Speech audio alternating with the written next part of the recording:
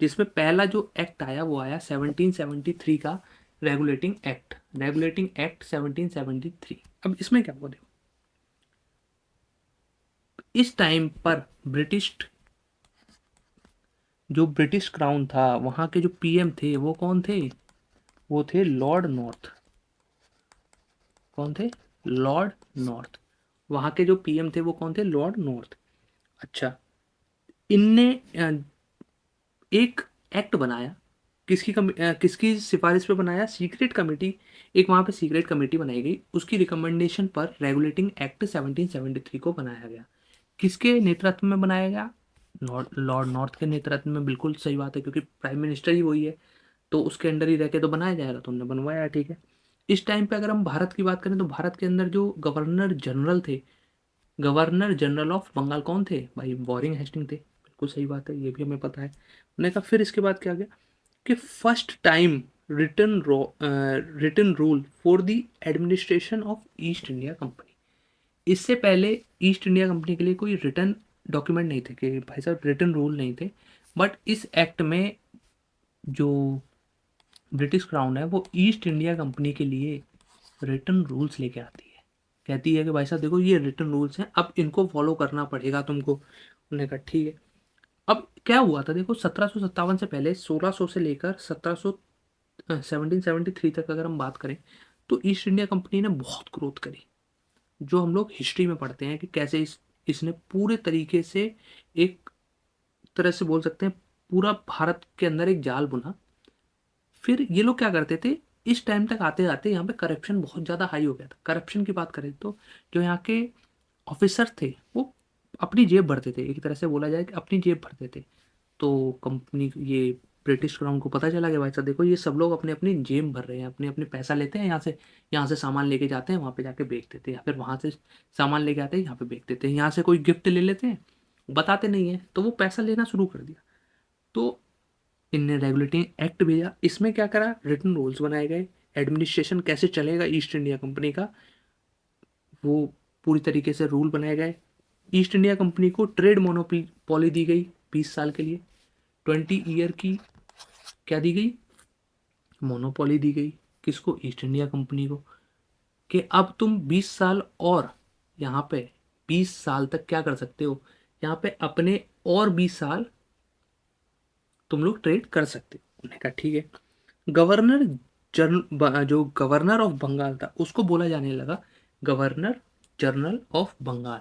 क्या? पहले इससे देखो, मैं आपको ना बताता हूँ, देखो ये अभी में हम पढ़ते हैं, उससे पहले मैं आपको लिख के बताता हूँ क्या हुआ। देखो पॉइंट तो बना के लिखना, ठीक है। पहला पॉइंट क्या था? पहला पॉइंट था रिटर्न रूल्स। रिटर्न रूल्स बनाए गए किसके लिए? ईस्ट इंडिया कंपनी के लिए। दूसरी बात, जो यहाँ का गवर्नर जनरल था, उस गवर्नर जनरल ऑफ बंगाल, उसको सॉरी गवर्नर ऑफ बंगाल, क्या? गवर्नर ऑफ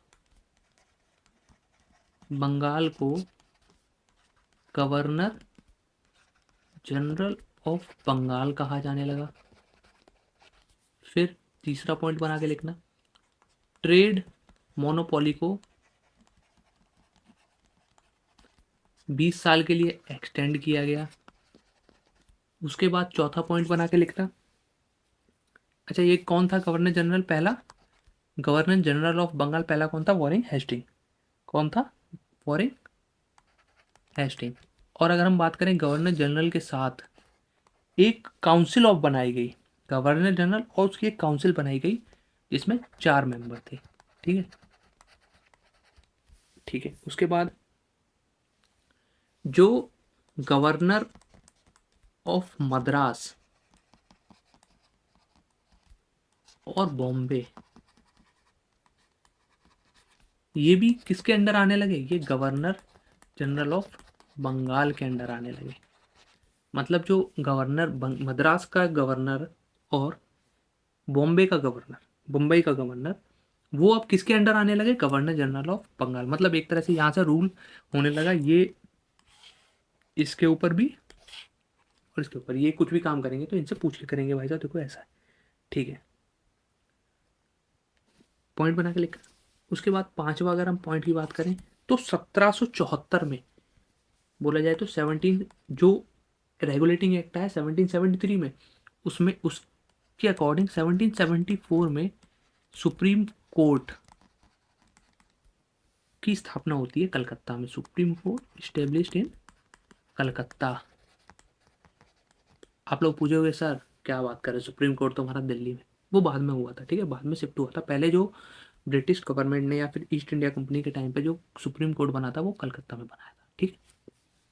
आज के टाइम पे न्यू दिल्ली है, वो भी हम लोग पढ़ेंगे कि कब ये शिफ्ट हुआ, कब अब वहाँ पे भी है, अभी भी है वहाँ पे जाके ना, आप लोग देखोगे तो। बट अभी जो आप हम लोग पढ़ते हैं वो 1774 में सुप्रीम कोर्ट कलकत्ता में स्टेब्लिश्ड होता है। उसके बाद अगर हम बात करें सुप्रीम कोर्ट की, थोड़ी सी बात कर लेते हैं। इसमें क्या था, एक चीफ जस्टिस थे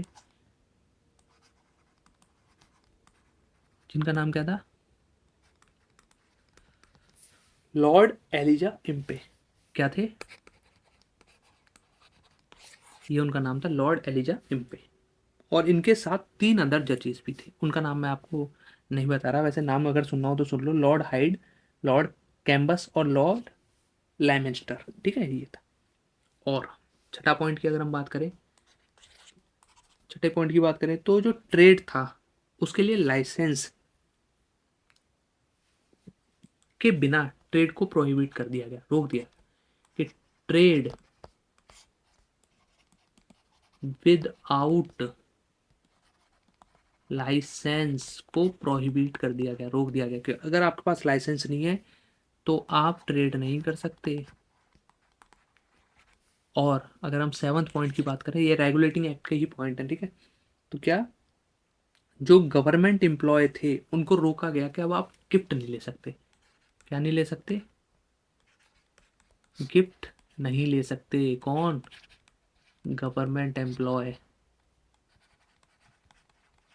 भाई तुम्हें सैलरी मिल रही है तो तुम सैलरी में काम करो ना, गिफ्ट क्यों ले रहे हो, एक तरह से ये रिश्वत थी, ठीक है, जिसको हम गिफ्ट बोल रहे हैं, तो ये रिश्वत भी नहीं ले सकते।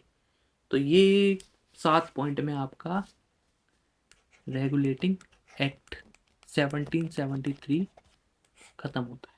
या 1773 के एक्ट की बात अगर हम बात करें तो वॉरेन हेस्टिंग जो कि गवर्नर जनरल थे उनको first governor general of Bengal बनाया गया। मद्रास और बॉम्बे प्रेसिडेंसी या फिर जो वहाँ के गवर्नर थे वो इसके गवर्नर जनरल ऑफ बंगाल के अंडर आने लगे, ठीक है। Mark the beginning of British control over east India company affair in India. मैंने वही बताया आपको कि ईस्ट इंडिया कंपनी पे डायरेक्ट कंट्रोल ले लिया ब्रिटिश सरकार ने कि अब जो भी अफेयर होंगे वो हम डिसाइड करेंगे, हम एक्ट लेके आए हैं भाई, हमारे एक्ट को मानो। मैंने कहा ठीक है। सेंट्रल एडमिनिस्ट्रेशन की बात करें तो सेंट्रलाइज गवर्नमेंट को इन मतलब स्टार्ट कर दिया गया सेंट्रलाइज। कैसे सेंट्रलाइज, मैंने वही तो बताया आपको कि भाई साहब वॉरेन हेस्टिंग को जो मद्रास और बॉम्बे थे वो भी किसके अंदर आने लगे, मतलब सबसे बड़ा कौन, गवर्नर जनरल ऑफ बंगाल, उसके नीचे कौन, ये सब तो सेंट्रलाइज कर रहे हैं, पावर को एक पॉइंट पर पहुंचा रहे हैं। वॉरेन हेस्टिंग लेके आए थे भाई साहब सबसे पहले गवर्नर जनरल, अब इनके अंडर आने लगे। कंपनी रूल की बात करें तो officially recognise the company political and administration authority. अगर हम बात करें governor and governor general appointment, वही मैंने आपको बताया कि गवर्नर जनरल, वॉरेन हेस्टिंग और इसकी चार लोगों की काउंसिल बनाई गई। सुप्रीम कोर्ट बनाया गया, मैंने वो आपको बता ही दिया। ये मैंने आपको बता ही दिया कि प्राइवेट ट्रेड नहीं कर सकते, गिफ्ट नहीं ले सकते, खुद चीज़ ले जाके नहीं बेच सकते। भाई साहब ईस्ट इंडिया कंपनी तो अपना सामान लेके जा रही है, वो तो बेच ही रही है वहाँ पे जाके। ये भी जो पर्सनल एम्प्लॉयज़ थे, कंपनी के सर्वेंट थे, वो भी लेके जाने लगे भाई, वो भी बेचने लगे, वो भी पैसा कमाने लगे खूब खूब, ठीक है। एक कोर्ट ऑफ डायरेक्टर बनाया गया, जो मैंने आपको बता ही दिया कि ये court of director required the court of director to report on revenue civil and military. एक कोर्ट ऑफ डायरेक्टर की रिक्वायरमेंट थी जो कि क्या करते थे, मतलब एक तरह से बोला जाए कि कोर्ट ऑफ डायरेक्टर था जो क्या किस चीज़ पे रिपोर्ट करता था, ये कि क्या रेवेन्यू है, एक तरह से एक रेवेन्यू डिपार्टमेंट, एक सिविल डिपार्टमेंट, एक मिलिट्री मैटर्स। इसके लिए क्या बनाया गया, कोर्ट ऑफ डायरेक्टर। अगर हम बात करें तो ये मैंने आपको बता ही दिया कि ये किसके अंडर आने लगी, गवर्नर जनरल। ये वही पॉइंट है जो मैंने आपको बताई, बस लिखे हुए हैं।